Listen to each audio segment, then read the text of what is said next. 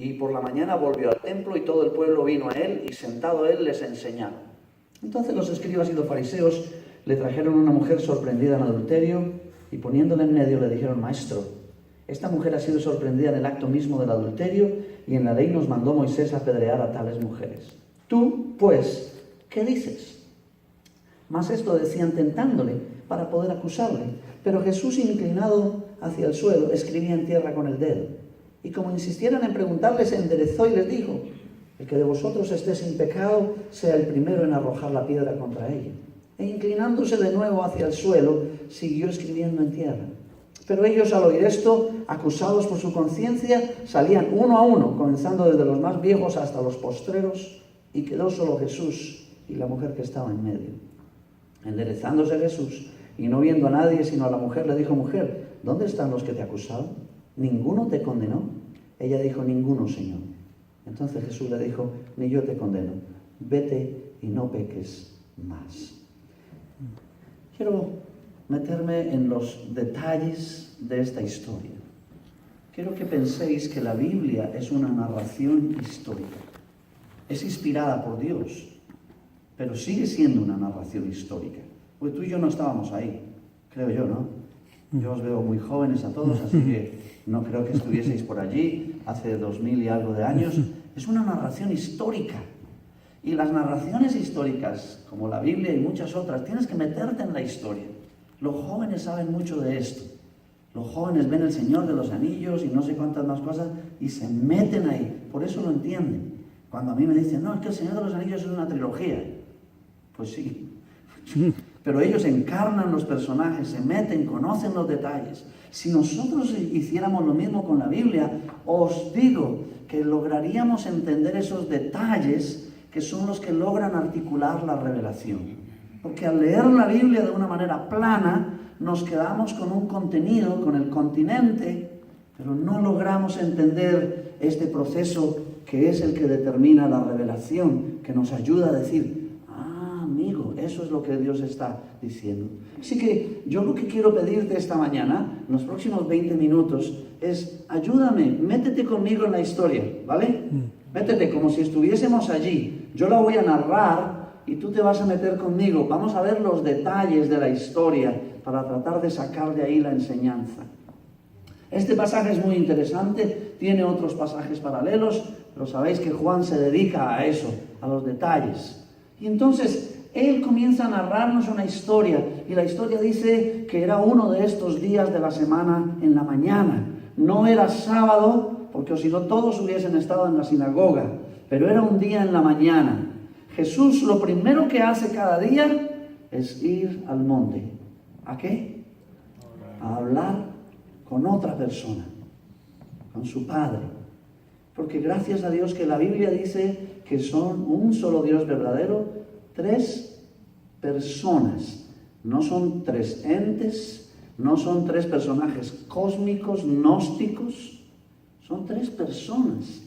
Y si lo presenta de esa manera es porque intenta que nosotros entendamos que esto es una relación persona a persona. Yo no sé Jesús qué bebía. Los judíos beben un té un poco raro para mí, pero como yo no bebo ese té, yo bebo café.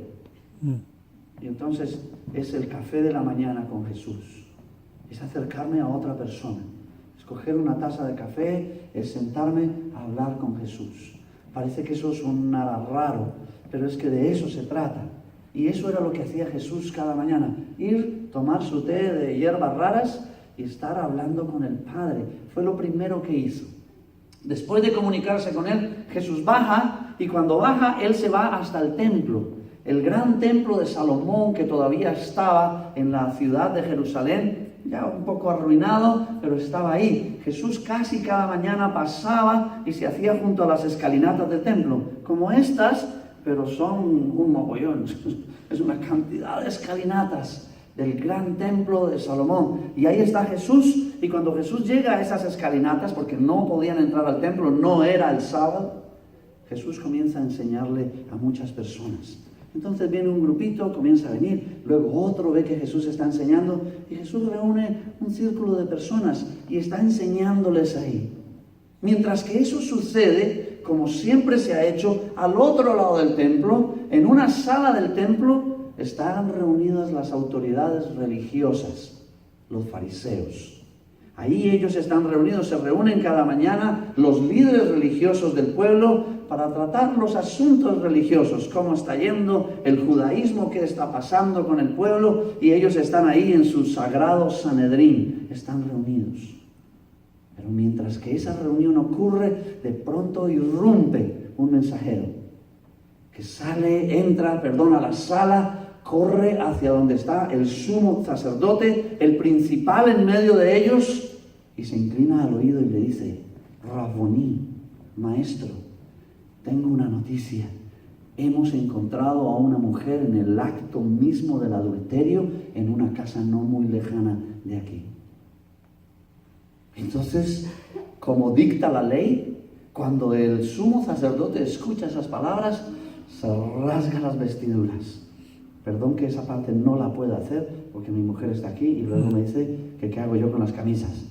Pero se rasga las vestiduras. Cuando los demás lo ven, dicen: ¿qué pasa? Y él anuncia a toda la mesa del liderazgo religioso y le dice: se ha hallado a una mujer en el acto mismo del adulterio.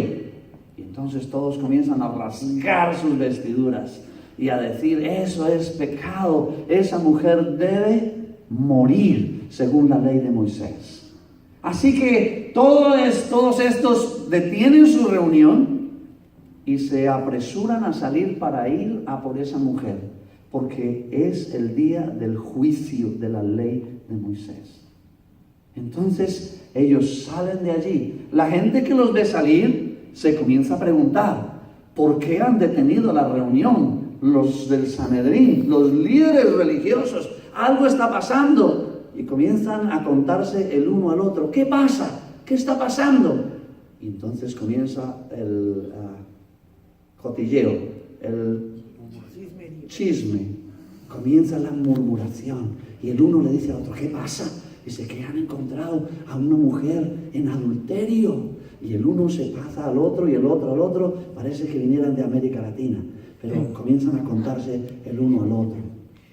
En España, ni te cuento, todo lo que habéis aprendido viene de allí, así que no os preocupéis. Comienzan a hablar y entonces cuando ellos salen y comienzan a caminar, la multitud o el grupo comienza a convertirse en una multitud, porque esa es la palabra que usa textualmente la Biblia. Comienza uno, luego se suma otro, luego mientras que van andando por las calles siguen preguntando: ¿qué pasa aquí? Y dice: han encontrado a una mujer en el acto mismo del adulterio y vamos a ir a por ella. Cuando ellos escuchan eso, ellos saben qué significa eso. Eso significa que hoy tendremos un apedreamiento. Y entonces la gente, mientras que camina, va comenzando a coger cada uno sus piedras. Van pasando por las calles y van recogiendo piedras y le van diciendo al otro: coge tu piedra, porque hoy vamos a tener un juicio y hoy vamos a apedrear a una mujer. Cuando llegan a la casa, encuentran a la mujer adúltera. Algunos historiadores dicen que está claro allí, tirada en el suelo, medio vestida, medio desvestida. La están vigilando. No hablan nada acerca del hombre. Interesante en la Biblia. ¿Y dónde está el hombre con el que esta señora hizo lo que hizo? Nada, ni una sola mención. Eso os lo puedo explicar después. Pero cuando ven a la mujer, la sacan de la casa a empujones y comienzan a dirigirla hacia donde se hacían los apedreamientos en Jerusalén. En la explanada del templo. Está el gran templo, están las grandes escalinatas y luego tú puedes encontrar una explanada que todavía se ve ahí en Jerusalén, y al final de la explanada era donde apedreaban a la gente. Así que se la llevan, la toman, la ponen en el medio y entonces la turba de gente, la multitud sigue creciendo y comienzan a gritar: ¡adúltera!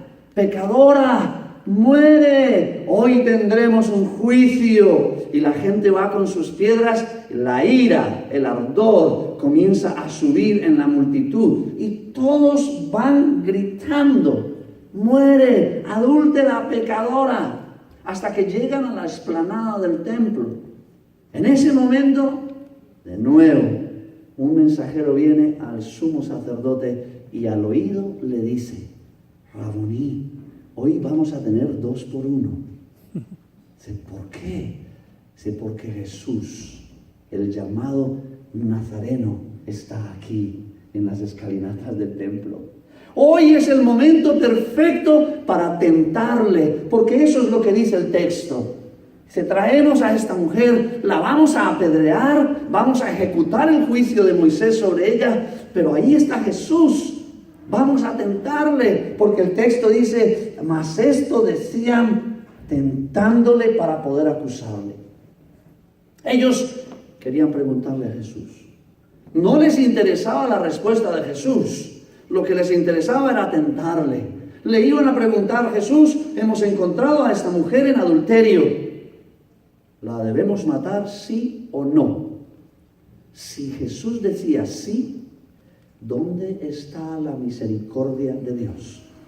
Si Jesús decía no, tú estás en contra de la ley de nuestro padre Moisés.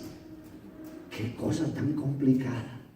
Pero ya sabían que lo tenían en sus manos. Así que la multitud se acerca hasta las escalinatas del templo donde está Jesús.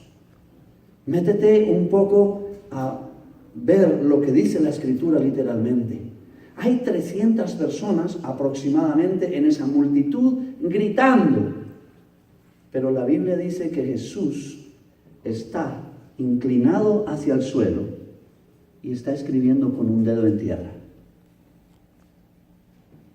Y yo cuando leo eso digo, ¿qué pasa? Porque hay una multitud. Cuando se acerca una multitud gritando, ¿tú qué haces? Yo por patas, yo salgo a correr. Y sobre todo con lo que está pasando en estos tiempos, que tú escuchas algo y sales a correr, ni preguntas a nadie. Pero la Biblia dice que Jesús está ahí, impasible, tranquilo, escribiendo en tierra con un dedo, mientras que se acerca una multitud de 300 personas gritando, muere, muere, adúltera, pecadora. Y Jesús sigue, y sigue escribiendo, tranquilo. No sé si os ha pasado, pero a mí me ha pasado muchas veces, que yo estoy gritando y gritando, ¡me muero! Y Jesús está ahí escribiendo con un dedo. Y yo le digo, es que no te das cuenta lo que está pasando en mi vida, es que no te das cuenta lo que está pasando en la iglesia, es que no te das cuenta lo que está pasando en el mundo, que esto se está cayendo a pedazos. Y Jesús está ahí con un dedo escribiendo en tierra. Extraño personaje es Jesús, pero está ahí. Le traen a la mujer y entonces le preguntan con la misma palabra que usan para el sumo sacerdote, Raboní, maestro. En la ley nos mandó Moisés a apedrear a estas mujeres. ¿Tú pues qué dices? Y Jesús seguía inclinado hacia el suelo escribiendo. Tranquilo. Y la Biblia dice, y como insistieran e insistieran en preguntarle, entonces él se enderezó. Los mira y les dice, el que de vosotros no tenga pecado, que tire la primera piedra. Vuelve conmigo a la multitud. En la multitud hay 300 personas que vienen por unas calles gritando. La ira, la soberbia está subiendo. Y todos gritando que muera, apedréenla. Cuando yo me unía a esa multitud, porque yo estaba ahí diciendo, ¿qué está pasando aquí? Y me dijeron, hay una mujer que han sorprendido en el adulterio. Y como esto no es la primera vez que ocurre en Jerusalén, y ya lo hemos hecho otras veces, yo busco mi piedra. Y digo, ¿dónde está? Hay apedreamiento. Y cogí mi piedra, me uno a la multitud, y yo voy ahí, y voy con el deseo de hacer justicia. Y estoy con mi piedra. La mujer fue tirada en el suelo, en el centro de la gran multitud, y todos están ahí, esperando el momento para tirar la piedra. Yo estoy ahí calentando, brazo primero, luego muñeca. No, vine a un apedreamiento, tengo que pegarle, ¿no? No voy a venir aquí para luego tirar la piedra y que no le pegue. No, yo quiero ser uno de los que puede contar después que mi piedra fue una de las que le pegó en la cabeza y que yo fui uno de los justicieros. Hice justicia a nombre de mi padre Moisés. Entonces yo estoy ahí. Y luego pues me dicen que le van a preguntar a Jesús, pero a ninguno de nosotros nos importa lo que diga Jesús, porque si dice sí nos da igual, si dice que no nos da igual, nosotros la vamos a matar. Le estamos preguntando para tentarle. Y entonces yo estoy ahí con mi piedra preparado para tirarla, esperando que Jesús diga el sí o el no, cuando Jesús suelta esa frase: el que de vosotros no tenga pecado, que tire la primera piedra. Y entonces cuando ellos escuchan eso, se quedan, ¿cómo? Estábamos esperando un sí o un no. No era tan fácil como responder sí o no. Nunca se esperaron una frase como esas. Las frases de Jesús. Ten cuidado con las frases de Jesús. Porque son esas frases que te dejan como con ese signo de interrogación en la cabeza. Son esas frases que te descolocan.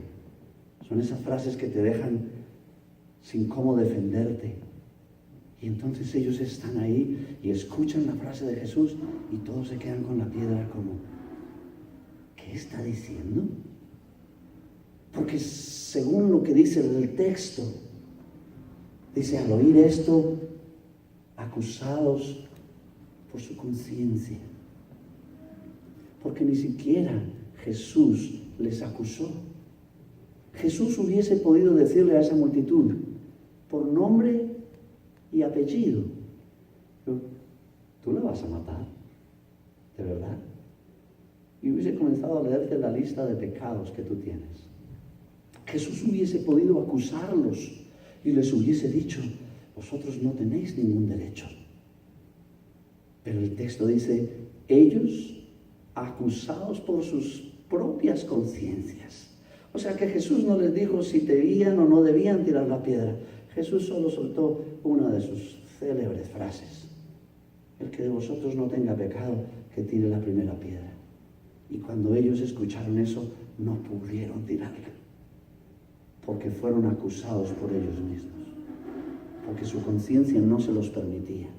Porque algo estaba ocurriendo. Pero aquí venía el problema mayor. No puedo tirarle la piedra a la mujer, pero tampoco puedo soltar la piedra. Porque si suelto la piedra, le estoy diciendo a todos los que están alrededor mío que yo soy un pecador. ¿Te imaginas ese momento en la multitud? Yo creo que muchos se preguntaron, ¿quién me manda a meterme de cotilla en estos asuntos? En ese momento digo, yo estaba tranquilo en mi casa. ¿Para qué salí? Porque ahora estás metido en un problema. Tienes una piedra en la mano, estabas para tirarla, ibas tú como un verdugo a ejecutar un juicio y solo con una sola frase Jesús te convierte de verdugo a reo. Y entonces, con una frase, Jesús convierte un juicio personal en un juicio totalmente público. Y todos son acusados por sus propias conciencias. Yo no sé qué hicieron, pero ellos se quedaron ahí diciendo, ¿qué hago? Y todos se miraban los unos a los otros, esperando quién suelta primero la piedra. Yo creo que en sus grandes ropajes, esos ropajes judío-palestinos, yo creo que ellos intentaron esconder la piedra en los ropajes. Que nadie me vea, pero lo voy a guardar. Otros intentaron colocarla entre las piernas y salir así, para que no los vieran. Haz algo con la piedra, cómetela, pero no la sueltes. ¿Te imaginas ese momento de que tú vas a un juicio donde te invitan a ser juez y de repente terminas siendo acusado? El texto dice que pasaron no sé cuánto tiempo, pero no aguantaron, no pudieron apedrearla. sus conciencias no se lo permitían. Así que, ¿qué tuvieron que hacer? Tuvieron que soltar las piedras. Tuvieron que comenzar a salir uno a uno de la explanada del templo. Y comenzaron a salir. Pero mientras salían, se estaban mirando los unos a los otros, diciendo, yo sabía que el diácono ya lo sabía. El otro miraba a la otra y decía, yo sabía. Cuando comenzaron a mirarse y a cruzarse esas miradas enjuiciadoras, pero todos tuvieron que soltar la piedra y todos tuvieron que salir de la explanada. Ahí hay un historiador, Publio Lentulus, que dice que la mujer queda tirada en el suelo y hay un silencio sepulcral. Todo queda en silencio. Pero él se pregunta una cosa, ¿por qué la mujer todavía está temblando? Porque la mujer, cuando escuchó la frase de Jesús, estoy seguro que la mujer dijo, me salvé. Cuando la mujer escuchó esa frase, el que de vosotros no tenga pecado, que tire la primera piedra, la mujer los conocía a todos porque eran de su aldea, porque vivían juntos. Y la mujer escucha la frase y dice, me salvé. Porque la mujer comienza a mirar a su alrededor y a decir, esta no me puede apedrear. Este era mi cliente, este tampoco. El otro, aquí no hay nadie que pueda hacerme daño. Cuando la mujer escucha la frase, puede en un segundo darse cuenta que no la van a apedrear. Pero Publio pregunta por qué la mujer sigue temblando. Porque ahí frente a ella todavía está el único que la puede apedrear y ella lo sabe. Así que imagínate esos 30 segundos, o 40, o yo no sé cuánto, debieron haber sido 30 años para esa mujer, que ella está ahí, esperando qué hace Jesús. ¿Y Jesús dónde está? Escribiendo. Digo, ¿qué estás escribiendo? ¿Un bestseller o qué es esto? ¿Un libro? Y sigue escribiendo el tío más contento, mientras que aquí todo el mundo se está matando, están soltando sus pies, y Jesús sigue ahí. De repente Jesús se endereza por segunda vez, mira a la mujer y le hace una pregunta, que también, la frase de Jesús y las preguntas de Jesús, corre cuando escuches una pregunta de Jesús. Porque son esas preguntas que también Jesús la mira y le dice, mujer, ¿dónde están los que te acusaban? ¿No te han condenado? Yo lo sé, yo leo la Biblia y trato de meterme ahí. Esa pregunta para mí es ilógica, ¿verdad? O sea, Jesús se levanta y dice, mujer, ¿dónde están los que te iban a apedrear? Si yo me pongo en los zapatos de la mujer y digo, Jesús me está tomando el pelo o el tío está ciego. ¿Y qué acaso no se da cuenta que no hay nadie alrededor, que todos se fueron? Son esas preguntas ilógicas, sin sentido. Son esas preguntas que otra vez te desencajan. ¿Y cómo? ¿Qué estás diciendo? Porque esa pregunta no entra en una persona lógica. Decir, mujer, he visto que todos se fueron. No. ¿Dónde están los que te acusaban? ¿Yo qué voy a saber? Se fueron cada uno a su casa. Pero son esas preguntas de Jesús. Esas preguntas ilógicas, irreverentes. En Juan capítulo 5, Jesús entra al pórtico de Betesda, hay una multitud de enfermos, Jesús se encuentra con un hombre que lleva 38 años paralítico, sus piernas de aquí para abajo estaban podridas, literalmente podridas. Y Jesús se acerca y le dice, ¿quieres ser sano? Yo no lo sé, tío, pero yo le he dicho, no, pues ya que estamos 38 años, está acostumbrado, fíjate. O sea, ¿de dónde saca Jesús esas preguntas? ¿Quieres ser sano? Son esas preguntas que te desencajan. Yo no sé si Jesús le enseñó a los del aeropuerto o los del aeropuerto a Jesús. ¿Has visto las preguntas del aeropuerto? ¿Trae usted una bomba en la maleta? Sí. Yo no sé quién fue el genio que pusieron a pensar en las preguntas del aeropuerto. Y uno dice, pero ¿cómo me va a preguntar usted eso? O sea... Pero esas son las preguntas de Jesús. Yo creo que lo aprendieron de las preguntas de Jesús. Porque esas preguntas por detrás traen una lanza, una saeta, una cuchilla. Y por eso cuando Jesús me pregunta cosas, le digo, dame tiempo, tío. Dame tiempo porque tú siempre me engañas. Y siempre cuando te respondo, ¡fuas! Son esas preguntas que te hacen mirar para adentro. Son esas preguntas que no tienen respuesta. ¿Dónde están los que te acusaban?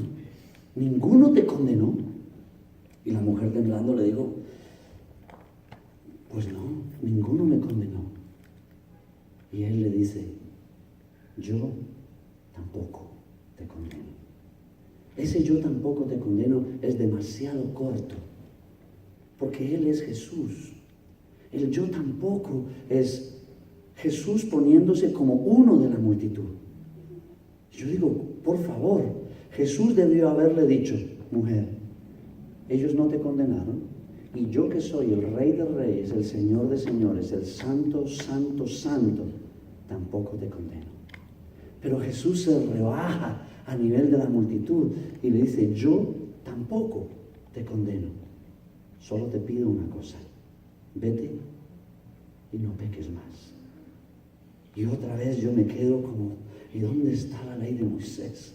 ¿Y dónde están las leyes que hay que cumplir? ¿Y dónde está el decálogo? ¿Y dónde están los principios, valores, reglas, dogmas?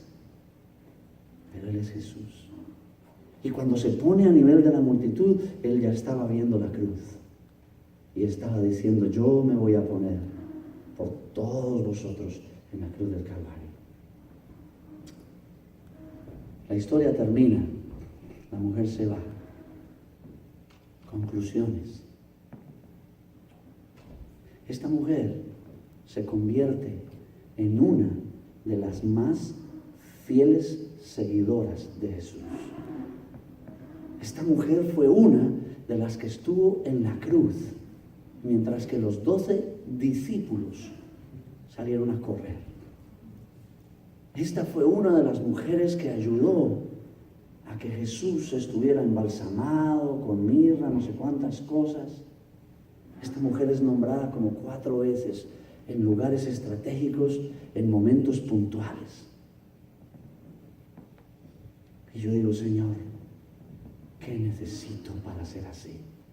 ¿Qué necesito para ayudarle a la gente a llegar a ese nivel de vida? Porque nosotros hemos hecho hasta lo imposible para decirle a la iglesia que cristianismo no es venir a un lugar, no es cantar juntos, no es comprar una Biblia y leerla cuando tengamos tiempo. Cristianismo es eso. Os presento a Jesús de Nazaret, haciendo cosas que uno dice, no, esto no enmarca dentro de la religión, esto no está enmarcado dentro de los parámetros, esto no cumple la lista de cosas que a mí me enseñaron para ser creyente. No, y no, tal vez nunca las va a cumplir, porque Él es el fundador del cristianismo, y porque Él es el que pone las pautas, y puede ser que las pautas siempre estén referenciadas, tengan una referencia directa a lo que Él quiere, y no a los listados que yo tengo. Jesús convierte un juicio personal en un juicio público. Jesús demuestra que tú y yo o somos los que están en el centro y tenemos un problema en nuestras vidas y tenemos que arreglarlo, o somos uno de los que está alrededor con una piedra en la mano, diciendo, ¿dónde están los pecadores?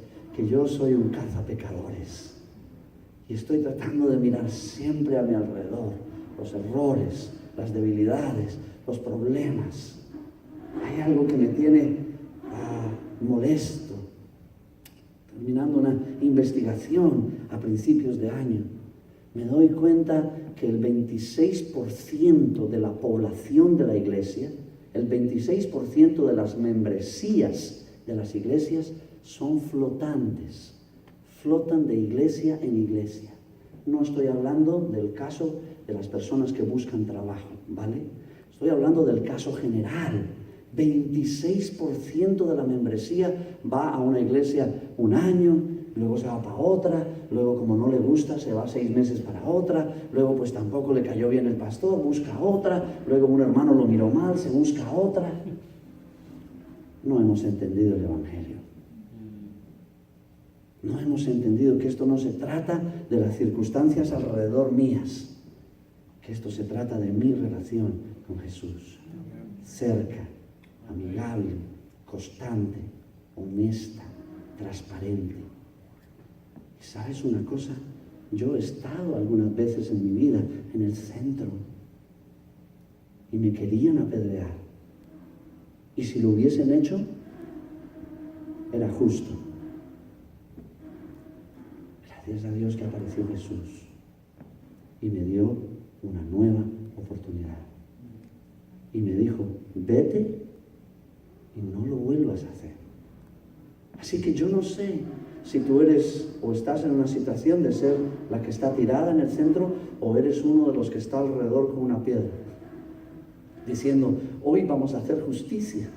Y luego ten cuidado, porque pasas de juez a acusado con Jesús en 0, en segundos. Porque esto no se trata de nosotros, esto se trata de Él. Porque esto no se trata de cómo se comporta el de la derecha o el de la izquierda.